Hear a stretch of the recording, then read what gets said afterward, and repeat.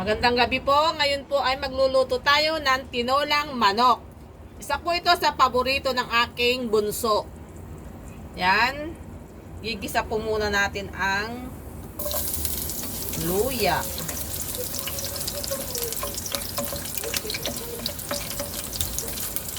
Susunod na rin po natin ang bawang, sibuyas,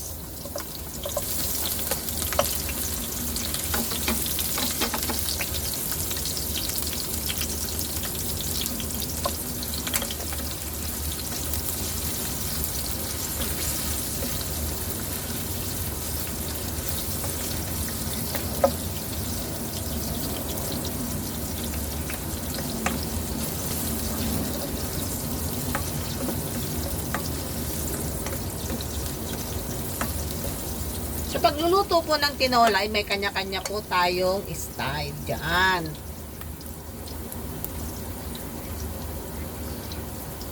Lalagyan na po natin ang manok.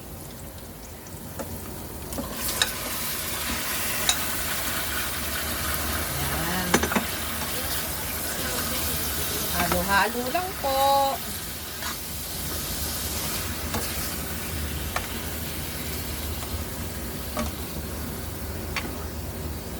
Wow! Ano yan? Tinola?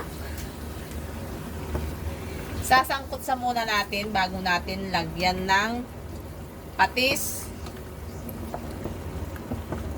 Wow, sarap. Ilagyan na po natin yung sili para yung ang manuot sa kanyang balat. Ay laman pala laman. Okay, takpan muna natin. Tayin natin kumulo.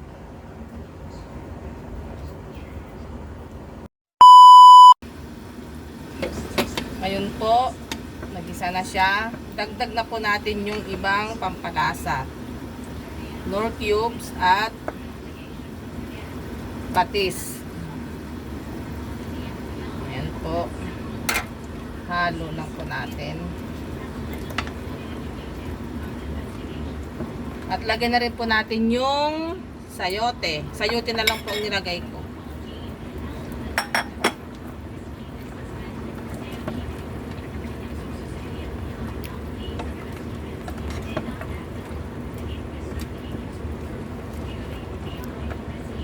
Takpan po ulit natin siya. Hayaan lang po natin kumulo dyan. After 5 minutes, buksan po ulit natin. Ayan po, kuluan na po. Ngayon po magdadagdag po tayo ng sabaw. Dagdag po tayo ng sabaw.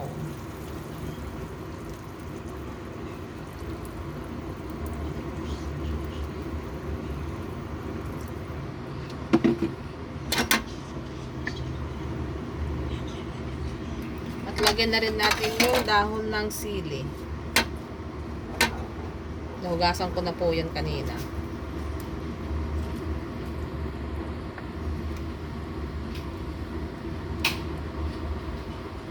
Antayin po natin kumulo.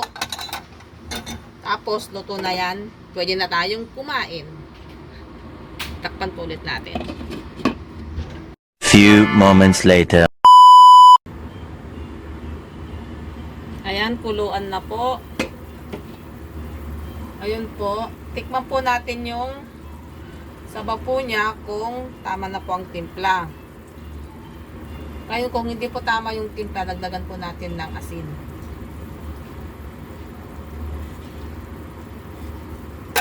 Sarap. Dagdagan po natin ng konting asin.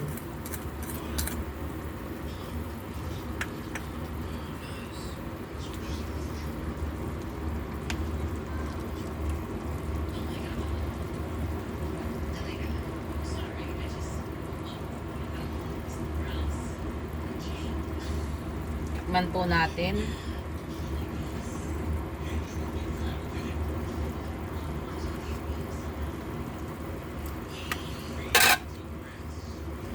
Okay na po. Okay na, masarap.